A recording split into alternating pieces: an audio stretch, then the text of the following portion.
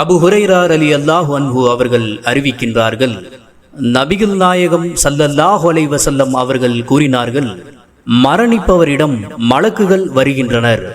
அவர் நல்லடியாராக இருந்தால் நல்ல உடலில் இருந்த நல்ல ஆத்மாவே வெளியேறுக, புகழப்பட்டதாக வெளியேறுக, நல்லருள் நறுமணம் கோபமடையாத நாயனை கொண்டு நீ நற்செய்தி பெறுக என்று மலக்குகள் கூறுகின்றனர்.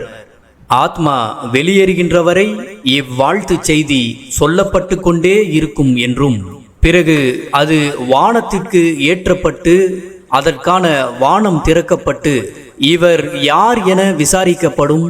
அப்போது அவர்கள் இன்னார் என்று சொல்லுவார்கள். நல்ல உடலில் இருந்து நல்ல ஆத்மாவே வருக, புகழப்பட்டதாக நுழைக, நல்லருள் நறுமணம் கோபமடையாத நாயனை கொண்டு நற்செய்தி பெறுக என்று சொல்லப்படும்.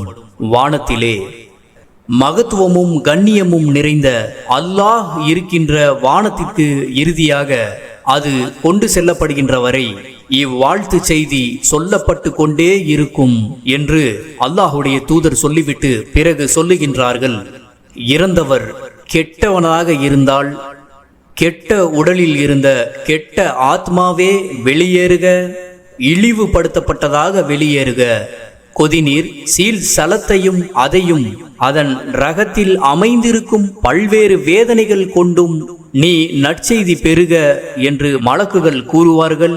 பிறகு ஆத்மா வெளியேறப்படுகின்ற வரை இந்த இழியுரை சொல்லப்பட்டு கொண்டே இருக்கும். பிறகு அது வானத்திற்கு ஏற்றப்படும். ஆனால் அதற்கு வானம் திறக்கப்படாது. இது யார் என்று விசாரிக்கப்படும்.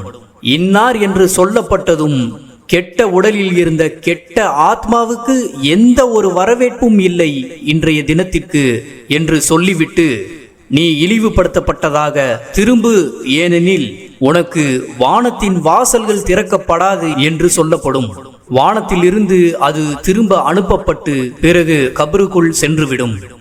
ஆக அருமை சகோதர சகோதரிகளே, நல்ல ஆத்மாவிற்கும் கெட்ட ஆத்மாவிற்கும் இப்படித்தான் வானத்திலே வரவேற்பு இருக்கும் என்பதை புரிந்து கொண்டு அல்லாஹும் அவனுடைய தூதர் ஸல்லல்லாஹு அலைஹி வஸல்லம் அவர்களும் எதை இந்த மனித சமூகத்திற்கு கொடுத்திருக்கின்றார்களோ நல்லது என்று அதை செய்வோம், கெட்டது என்று எதை சொல்லி இருக்கின்றார்களோ அதிலிருந்து விடுபடுவோம். மக்களை அதிகமாக நேசிப்போம். மக்களுக்கு நாம் இயன்ற அளவு உதவியை செய்வோம்.